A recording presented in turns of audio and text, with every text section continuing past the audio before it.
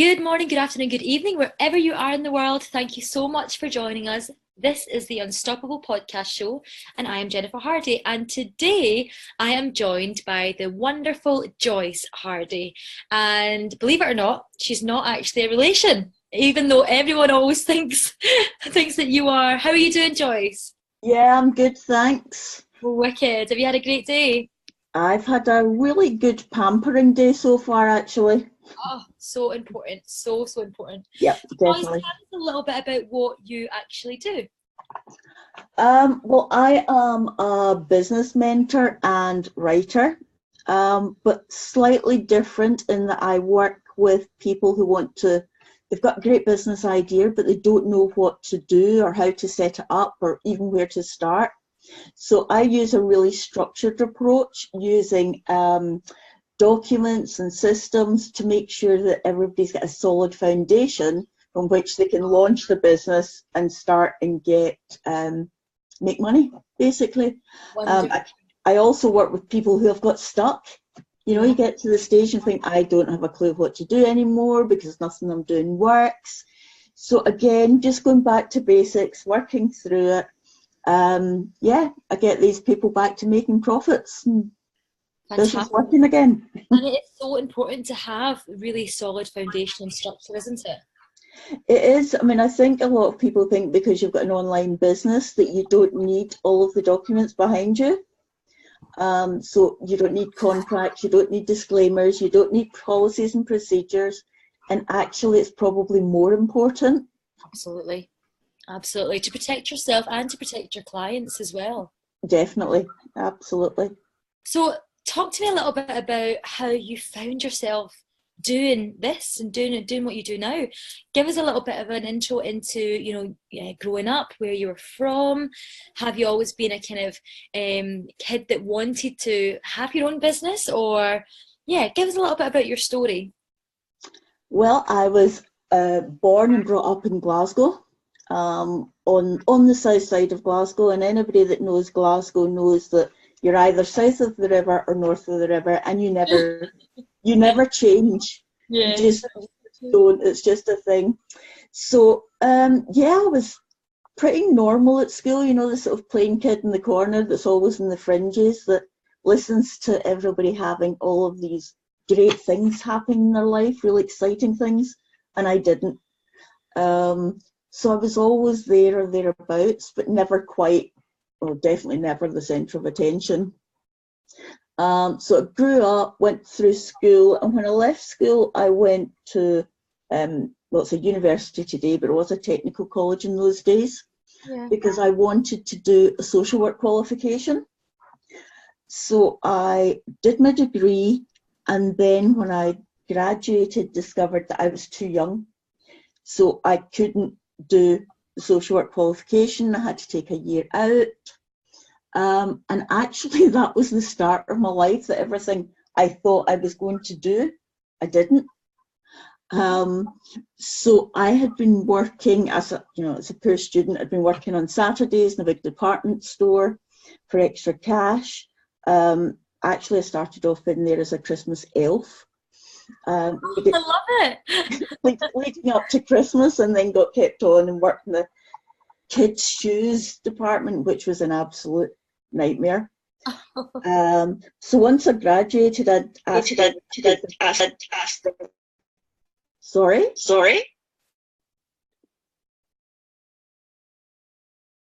Hello. You've still got me. I'm still here. Okay, I ended up going to them to say, I need a few extra hours work, tide me over for a year, can we do this? And they put me in accounts payable. Now, anybody that knows me or remotely knows anything about me knows I hate numbers. Oh, goodness. I can't stand them. My brain doesn't work that way. It doesn't come easily to me, and I absolutely detest it. And even now, if I've got numbers to do, I give them to my husband because I just can't. I just hate them. So that was never ever going to work. Lasted about 9 months, and then they moved me somewhere else because it was like, I don't want to do this. Yeah. So they moved me into doing a project management role, and I loved it. It was absolutely amazing. We were launching a credit card, setting up other personal finance stuff, Yeah. and it was great.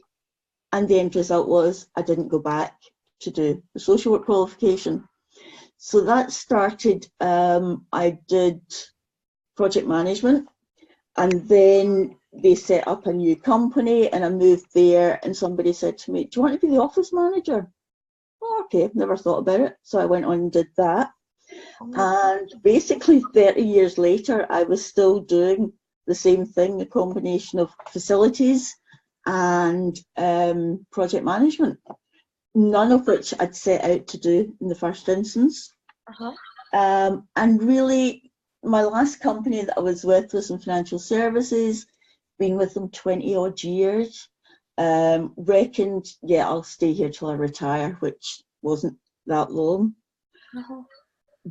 But then I got sick. I developed a chronic medical condition, got a viral infection, was off work for 8 months, and then the company and I parted company. So there I was, sitting at home, not knowing what to do. And someone asked me to do a favour for them, for one of their clients. Yeah. Just could I help them out with a facilities problem? So I did. And they duly paid me, which I wasn't expecting.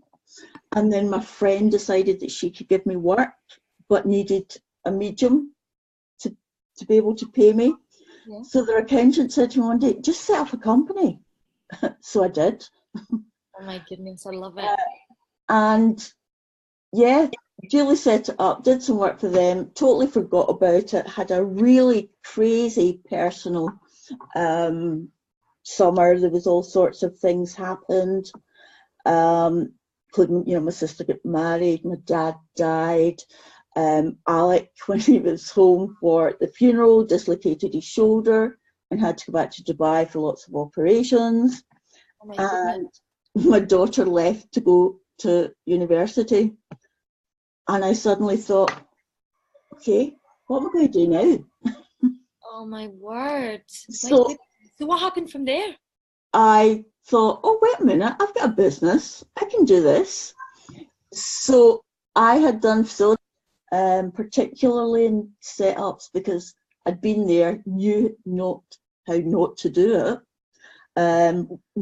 found out how important it is to have that foundation, and started using all of those experiences to mentor other people.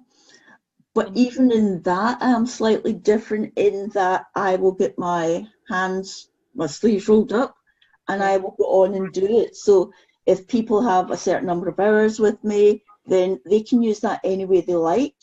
So if they want me to write their business plan or their policies or anything at all, then I will physically do that for them. So it's a very close relationship to make sure that, as I said before, that the foundation's there and that it can all actually work. Fantastic, amazing. And I take it you just absolutely adore what you do now. I do, I love it. Yeah, absolutely love it. I absolutely love it. It was strange in that, again, like everything that's happened in my career, it wasn't something that I thought I would end up doing. But it works. It just so works. For one, I enjoy doing it. I love writing. Two, I love meeting people, helping people. And I suppose that's always been part of this sort of FM role, because it was always about making businesses work. Yeah. So that's always been there, but it just brings everything I love together, and something that I can manage around my health. So fantastic. Yeah. So basically, when you are not feeling great, you know that you can kind of cut down your hours. It's not a problem, and then take on more work when you are in a good space. It's fantastic.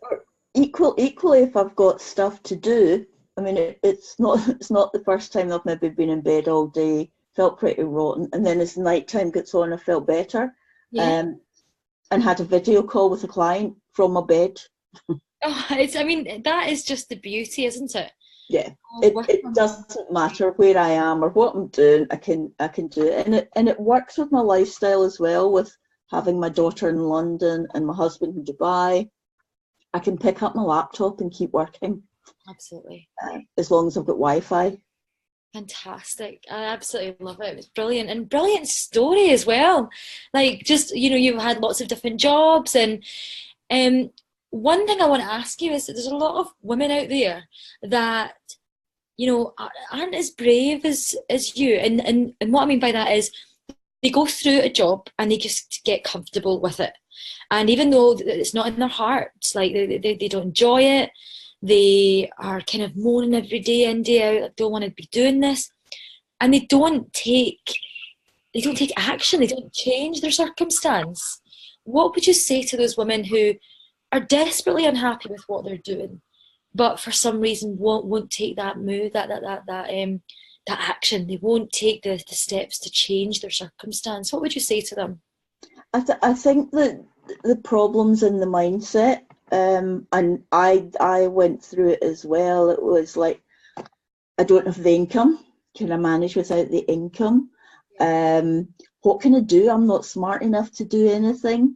I don't know. I just don't know what to do or how to do it. Yeah. And it's just fear.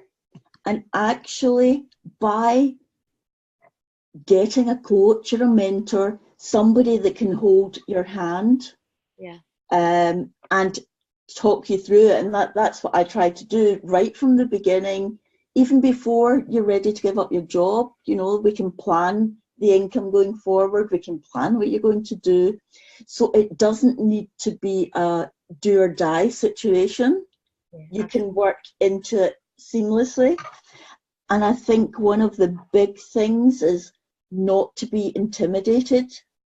It's really easy to be intimidated when you go onto Facebook and all of these groups and all of these amazingly successful women and think, I can't do that. Either I'm too old or I don't have the skills, or it's really easy to be scared. And I think the most important thing is just be yourself. Absolutely. You don't have to go after 6 and 7 figure incomes if that's not what you want. Yeah. If you want to equal the salary that you had and just do it as a sort of hobby in between things, then you can. Absolutely. You don't need to feel that you're being pushed into things that aren't really what you want to do. They aren't aligned with you, definitely. And that's where the importance of getting the right coach is a must. Yeah. You need to get a coach that knows and can understand you. Yeah. And get your why, even if your why is not, becoming a multimillionaire. That's okay. It's whatever you want is okay. And I think that's the important thing that people need to grasp. Definitely. It's never too late. I'm proof of that. But do it your way and do it to a level that you're comfortable doing. Yeah, absolutely. Oh, I love that. Fantastic piece of advice. Absolutely amazing. What would you say, Joyce, is your kind of biggest tips as well for actually just getting started in your business? So what would you think that people would have to have in place just to at least get their foot off the ground? I think the critical thing is to do a feasibility study, because you've got this amazing idea, but you really need to work out if it's going to give you money. 100%. And I didn't do that first time round. I just went for it. I thought because I had 30 years experience I could just do it. Yeah. But you need to work out if there's a market for what you want to do.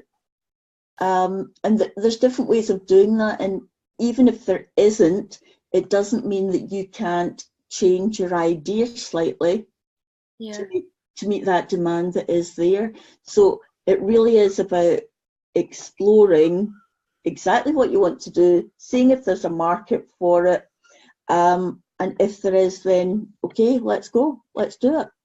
Just taking massive action on it, just saying, right, let's do it. It is, it's when you run out of excuses. Yes, absolutely. Because somebody like me will sit, and if you tell me what your problems are, I'll tell you what a solution is. So when you eventually get to that stage, you're thinking, right, okay, I don't have any other excuses. What am I going to do? Just do it. Just launch a business. There's stacks of people that want you to succeed, even people that you don't even know. And I found that, the supportive messages I've got from other women out there, and everybody wants to help you, and everybody will do what they can to help you. So it's no more excuses, just get on with it.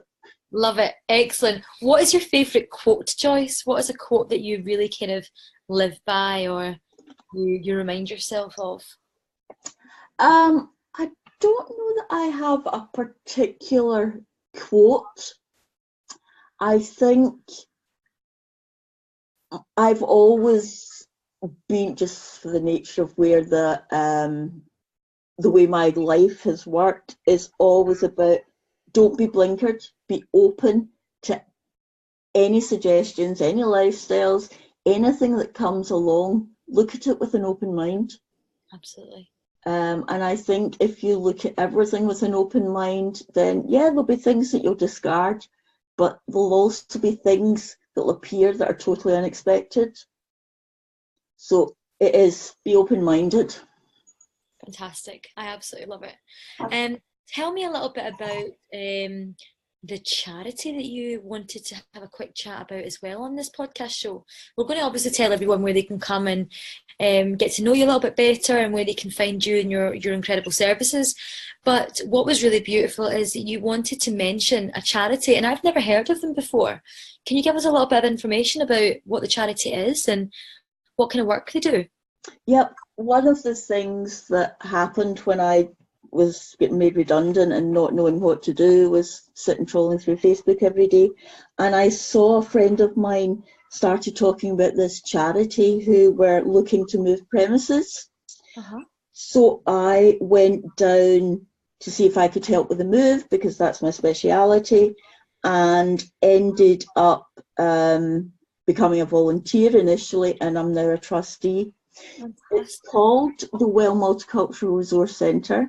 It's based locally in Govan Hill in Glasgow, and it services the local community. Now, Govan Hill in Glasgow has something like 67 different nationalities, most of which English is not their first language. So dealing with correspondence and phone calls in everyday life is really difficult. So we're probably similar to Citizens Advice, but we go that little bit further, in that we do everything for people. We write letters, we make phone calls, we fill in forms, anything that makes life easier for these people, including some of the immigration queries that come along. The manager's qualified to be able to give immigration advice. Wonderful. And you just get to meet so many different people from so many different cultures. And that's a bit of a minefield when you're volunteering in terms of things that you can and cannot do to people. But the Well is really respected within the community. And we have thousands of people every year come through the door wanting help. And it's just amazing. That is such an amazing, I cannot believe I've never heard of it. Obviously, I'm born and bred Glasgow as well, and I've never heard of it. What an incredible charity.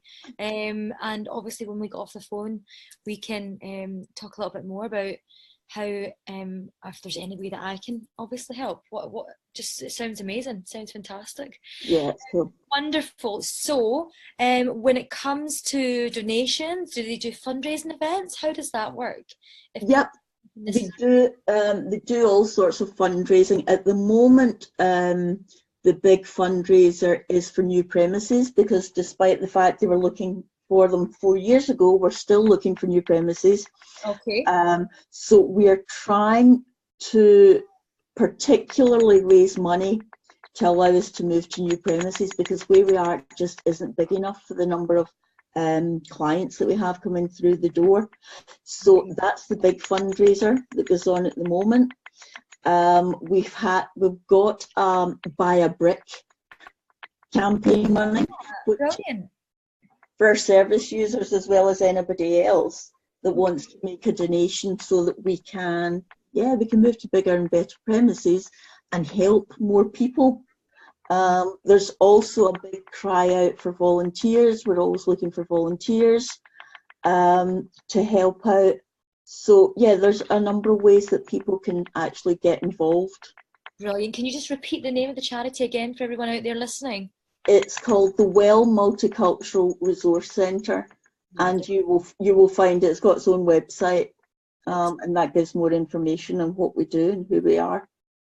Wonderful. Excellent. Brilliant. Thank you so much. Joyce, tell us a little bit about how we can actually find you and your services as well. Well, you'll find me under Busy Writer, both my website, which is www.busywriter.co.uk.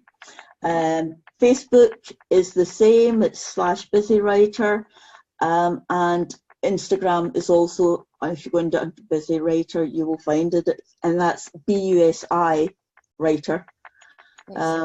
So yeah. Brilliant. Thank you so much. What an amazing conversation. Thank you so much for spending time with me today and chatting through Thank you for having me. I really, really appreciate it. And for everyone that's out there listening, just remember that you can easily find all of Joyce's links just below if you just scroll down a little bit. So if you want to find out a little bit more about her, we'll actually put a link to the charity down there as well that Joyce has been speaking about for you guys to take a look at. If you want to know a little bit more about, of course, Unstoppable and myself and what we do, then you can just scroll below Joyce's information, and we are here. So thank you again, Joyce, for being here. Thank you for having me again. No problem. And thank you everyone that's out there for listening in today. I cannot wait to chat to you again real soon. Good morning, good afternoon, good evening. Sending lots of love. Take care, everyone.